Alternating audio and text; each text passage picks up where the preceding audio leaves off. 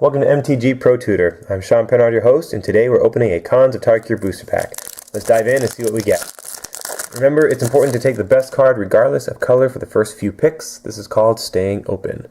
Let's take out the marketing card, which in this case is a Spirit Warrior. Hey, that's cool. Star Spirit Warrior. This goes with the Bondkin Tree Folk, or something. Yeah. Our land. And now our rare is Crater's Claws. So it's red X spell, Crater's Claws, deals X damage to target creature or player. Ferocious. Crater's Claws deals X+2 to that creature or player instead if you control a creature with power 4 or greater. Wow, so this is just scalable removal.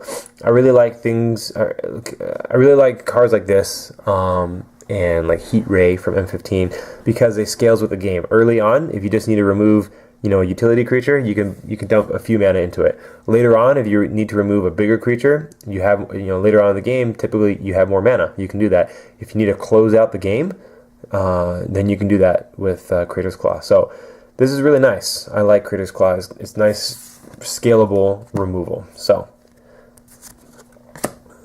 Mardu Horde Chief is a warrior, so that's neat. It also gives you a warrior, which is nice. So this is perfect for the black-white warrior deck. He's a 2/3 for 3. Whirlwind Adept, a 4/2 for 5 mana. He has hexproof, so pretty much once he hits the battlefield, you have to fight him. You have to block him in combat. And with prowess, sometimes he is hard to kill. Shatter, there's not a lot of relevant targets for Shatter, so you don't really need to take this card early. Ooh, the Einok Bondkin is a 2/1 for 2, so that's good. And then has Outlast, and any creature with +1/+1 gets first strike. I have won several games with this guy because once he gets up to like a 4/3 with first strike, he's pretty much killing anything. Rite of the Serpent for 6 mana, destroy a creature, and you get a snake if that creature had a +1/+1 counter.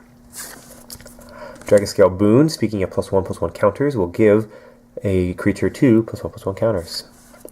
Ooh, long shot. This pack has a lot of +1/+1 counters going on. So a 3/3 for 4 mana with Outlast, and any creature with +1/+1 counter gets Reach. Blossoming Sands, fitting right into the Obzon theme of this pack so far. Throttle, -4/-4 for 5 mana. That's pretty good removal. Scout the Borders. Every card in this pack is either black, white, or green. This is crazy. We've only had a few blues and whites, or reds. So reveal the top 5 cards of your deck, and choose a creature or a land, and the rest go in your graveyards. So this is perfect if you're Sultai because it really gets you what you need, and then fuels your delve engine. Sultai Flayer. Speaking of delving, or Sultai rather, whenever a creature you control with toughness 4 or greater dies, you gain 4 life. Horde Ambusher is a 2/2 for 2, so just your regular old bear. However, whenever he blocks, he deals 1 damage to you. So this is saying, I don't want to block, I want to attack. And when he's turned face up, target creature can't block this turn. And then finally we have the Nomad Outpost, which is the Mardu Tri-Land. So there you have it. I still think, man, there are a lot of good choices in this pack, but I think I'm going to stick with taking the Claws for my first pick. So taking Claws as my first pick because it is scalable removal. However, there were tons of Obzon options in here. The Einok, the Dragon Boon, the Long Shot Squad, the Blossoming Sands. So many good options.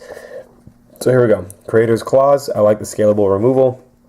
I like that you get a free 2 damage if you have a big creature out, which is not hard to do. So thanks so much for watching this video. You're awesome for doing so. I hope you learned something. Leave a comment below and let me know what you think. I'm Sean Penrod, and we'll see you in the next pack.